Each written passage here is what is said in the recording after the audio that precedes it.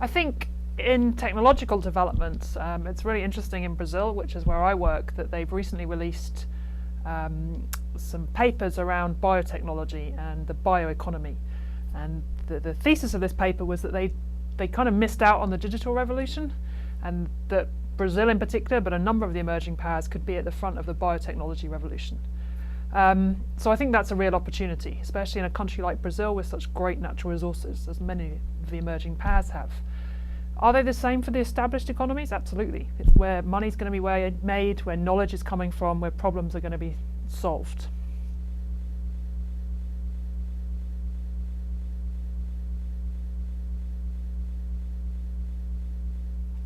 I guess the classic example in emerging powers and even developing countries is mobile technology. It's given the ability for countries to get more of their citizens engaged in markets. We see examples of small-scale farmers being able to phone up to find prices, to find weather. I don't think we've got that system quite as effective in the established powers, certainly not in the UK. New sort of more micro activities, smaller kit, which emerging powers are now able to buy.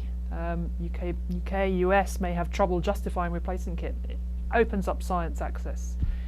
In terms of where technologies are failing, I think it's the old style technologies. Climate change provides the classic example with energy, with high carbon technologies, and there's still quite a lot of incentives for emerging powers to buy into those, when really we should all be working together to try and leapfrog over to more efficient, cheaper and greener technologies.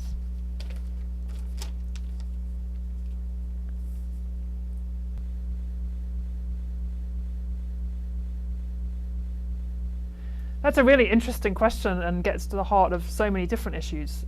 I think actually it promotes business.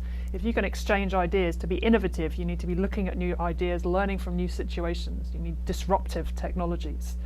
So by sharing knowledge across the emerging and established powers, I think you're going to do better for business. We have an example in the UK, very small business who produced effectively sterile mosquitoes to help control dengue. They then work with Brazilian universities to trial it, and they're now working in Brazilian markets, so you benefit both countries. Clearly issues such as intellectual property, you've got to work out how to do that, how to ensure that you're not effectively stealing IP from the emerging powers, but we're working on that, but really working together is going to benefit everyone.